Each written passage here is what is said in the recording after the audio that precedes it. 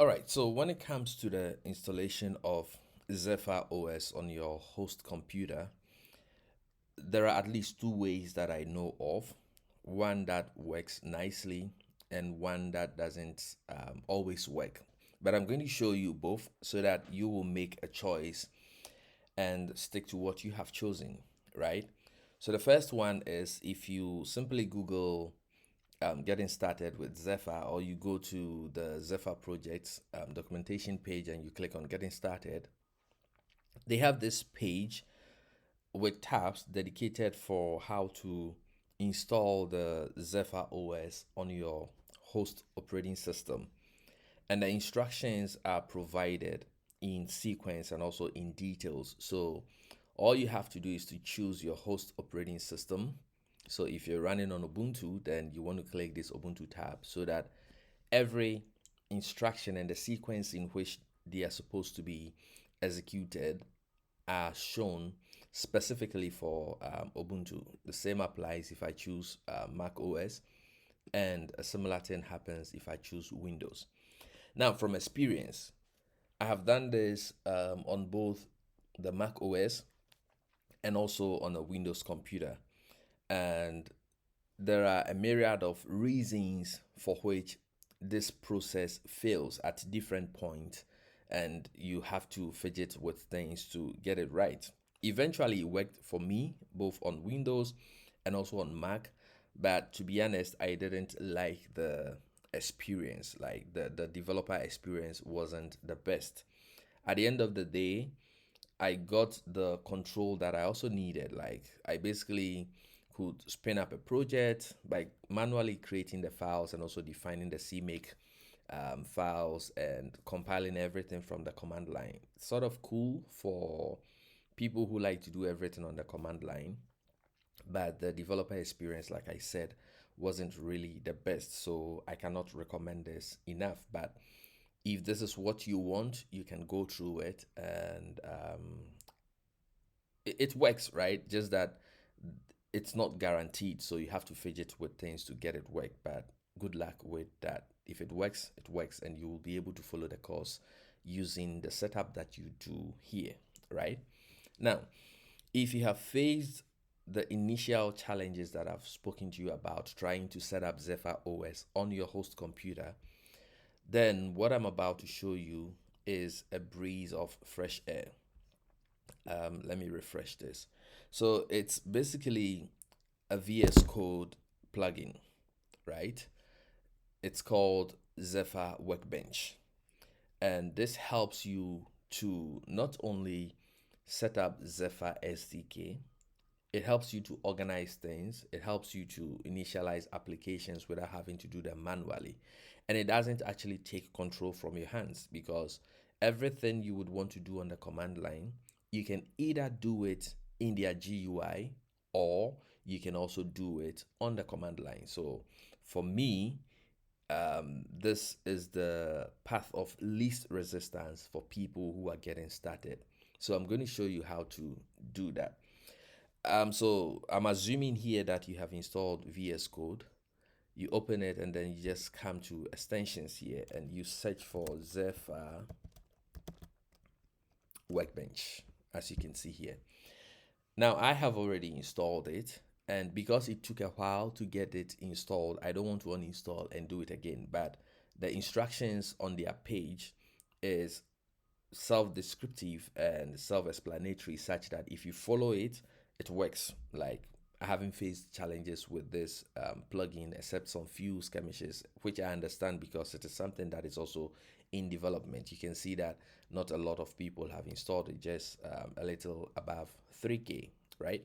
Okay, so once you install the Zephyr Workbench, you are going to get this icon here, which is labeled Zephyr Workbench. If you click on it, if it is your first time of installation, you won't see under tool chains, you won't see what you see, and under West workspaces, you will also not see what you see. Instead, what you're gonna see here, I think they show it in their images here. I don't know how to expand this, but I mean, on your computer, you should see it properly.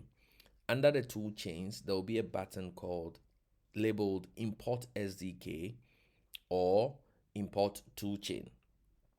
This is what you basically do to install the Zephyr SDK on your host computer. Okay, I have already gone through that process and I have installed Zephyr SDK 0.17.4. But if I had the button here, what I would see when I click it is the same as what I see when I click here. So it's basically helping me to have multiple setups of the Zephyr SDK on my computer, on my host computer, so that I can choose whichever version I see fit for whatever project that I'm working on. So if it's a new installation, you click on the import SDK button or the import toolchain button. But if you already have installed one like myself, then you have to click this plus button here. The documentation recommends that the toolchain family, you choose Zephyr SDK unless you are working with something specific to this particular variant here. The source, you choose official, and then the SDK type. There's a difference between the full and minimal. If you choose full, it's gonna install the toolchain to support all these families of microcontroller units and the variants in it. However, for a better experience, I think it's better for you to choose minimal. You choose the version, so the latest I have, so let's say if I choose 0.17.3, then you can choose the target architecture that you want to build your firmware for. So target architecture. So let's say I'm working on something and I am targeting something that comes from Expressive. You know, they have either RISC-V or the Extensa architecture. So you choose whichever one is best for your target. I work on STM, so I'll choose ARM, and I work on Expressive also. So I can choose, let's say, Expressive, Extensa, ESP32S2, or whatever it is. And then you just have to browse to a folder on your file system where you want this to be kept. When I'm done, I'll show you where mine is kept, right? So you click to that path and the path is going to show here, and then you just click on import. Now the reason why I'm not doing this in this video is because it takes a while. Like for me, it took between 15 to 20 minutes to complete, and I don't want a long video in this course. That's why I'm sharing, but just follow and then you see that everything is gonna work. So when you are done with that, you will see the SDK version that you installed under the tool chains here. Okay, all right. Now, having installed a tool chain, the next thing you have to do is to initialize a West workspace. So West is the tool that we use to build, we use to flash, we use to debug, right? In Zephyr, in the Zephyr project, the command line tool that we use is called West. Behind the scenes, West actually leverages the provider specific tools also. So if I am building or flashing onto an ST microcontroller, what West does behind the scenes is different from what it does if it is building for an Expressive or an NSP board, for example. So it's a tool that hides the nitty-gritty details of the vendor specific approaches to flashing. It's basically offering you one tool that helps you to achieve the same thing on different microcontroller boards that are provided by different providers. So a West workspace is basically a folder organization following a particular structure that helps the Zephyr SDK to find the tools it needs and also your code in order to be able to build them and also to flash them onto your target board. So you need to initialize. Here also, if it's your first time, you will see a big button labeled initialize West workspace, but I have already initialized one for STM32 and I have also initialized one for Expressive. It's not showing here, but I can actually bring it in. So if you want to do that, you click on that button or you click on this plus here if you already have done that. So what you do is you choose minimal from template, and then the path, you leave this one, and then you choose your template, like what specific board do you want to set up this West workspace for. I have done one for STM32, but you can choose. So there's Expressive, there's Microchip, there's Nordic Semiconductor, NSP. Like all the providers are here for you to choose from. You choose the tag, which is basically the version that you want. And again, you give it a folder into which you want um, the workspace to be initialized. And then you basically click on import.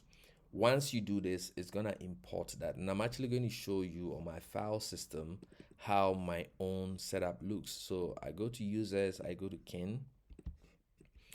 This is where I told the workbench to put my Zephyr SDK 0.17.14. So if I install the 0.17.3, it's gonna create a subfolder here or wherever. If I choose this place, it's going to put it there.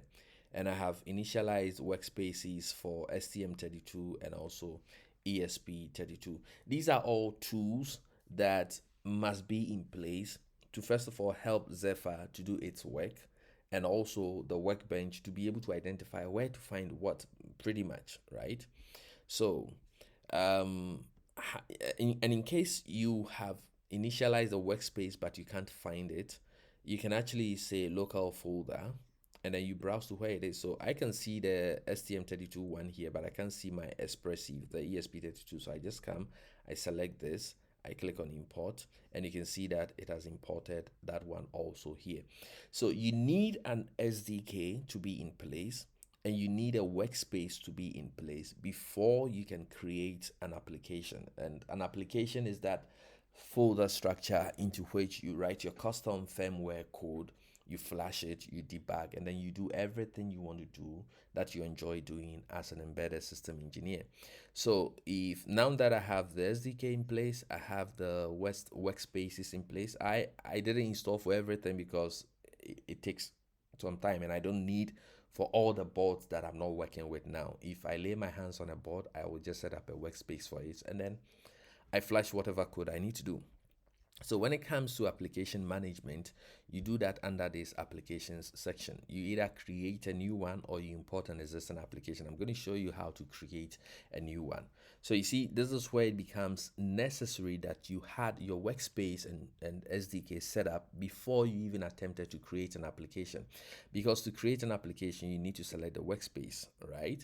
So let's say I want to build something for the STM32. So I choose that workspace. And then I have to choose the target SDK, which is the 0.17.4. And then here I have to choose the board. I have an STM32F4 Discovery. So I'm looking for that. And this is it, STM32F4 Discovery. I select that. The image is shown here. I mean, trying to mimic what STM Cube ID does to the best of its abilities. And I find it to be very cool. And do you want to create a new application or import? We want to create a new one, and then we can select a sample so that the organization, the structure of the folder and the files is going to mimic that. So I select a hello world. It's just a minimal setup with a main.c and some print statement in there. Then I will call it, let's say, demo, right? And then I have to choose a location to put it, okay? So for now, I'm just going to put it on my desktop, doesn't matter, right? And then the pristine build options, you can choose auto. I will explain all these things. So for now, don't worry, just click on create. And it has created the application here. It's called demo.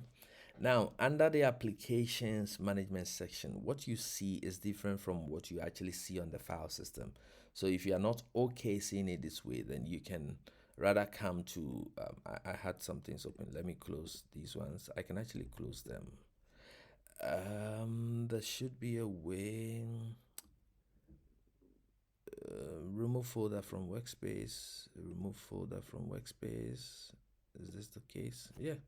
And then I'm left with the actual files that were created, right? So if I go to SRC and I go to main, you can see that it's a very basic barebone hello world application that just prints hello world to the console. And I'll explain how it's able to route all this information to either your UART or whatever means your board supports for host and MCU communication.